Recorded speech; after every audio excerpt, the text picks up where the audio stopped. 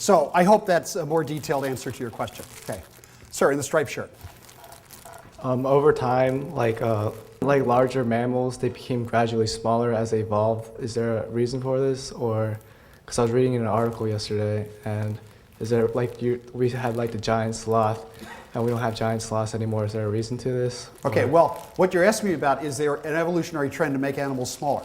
Okay, so I got a question for you. Sorry to throw the question back at you. What's the largest animal that has ever lived? Anybody else know? Blue whale. Okay, it's still here. So not all evolutionary trends reduce the size of animals. And it depends upon local circumstances and nutritional circumstances. There's actually a very well understood trend in ecology and evolution that when large animals find themselves on very isolated islands with limited food sources and other evolutionary pressures, they tend to get smaller. And the reason for that, of course, is a smaller animal has fewer metabolic demands, can get by with less food, and you might be in a limited area where that actually happens. But evolutionary trends go in both directions. They go towards the larger and they go towards the smaller. So I don't think any one trend characterizes evolution.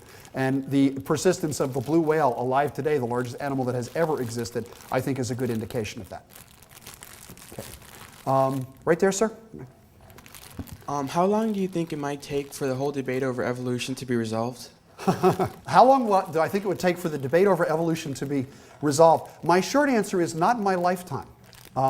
This is something that people have been kicking around for a long time. And it's not a uniquely American debate either. It turns out there's a very strong intelligent design movement in Great Britain. This movement has made strides in the Middle East. Turkey, for example, actually, the country of Turkey actually surpasses the United States in the percentage of its people that reject the theory of evolution, because there's substantial anti-evolution activity in the Islamic world. I think it's going to be around for a long time. There are always going to be people who, for one reason or another, reject the theory of evolution in spite of the overwhelming scientific evidence behind it. But I do think this, and that is that right now in the United States, this has reached a point of such controversy where you have people running for public office being asked to comment about it, school board elections being decided by this one way or another.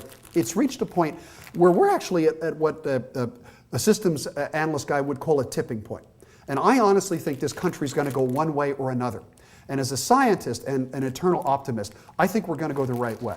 And the right way is by an increasing embrace of the scientific ways of understanding things, and also of an appreciation that science and religion ultimately can be in harmony. So I'm optimistic that that's how things are going to happen. There are always going to be people who oppose evolution, but I think ultimately this country can come out of the current debate with a better appreciation for the nature of science and a better appreciation of the value of religion.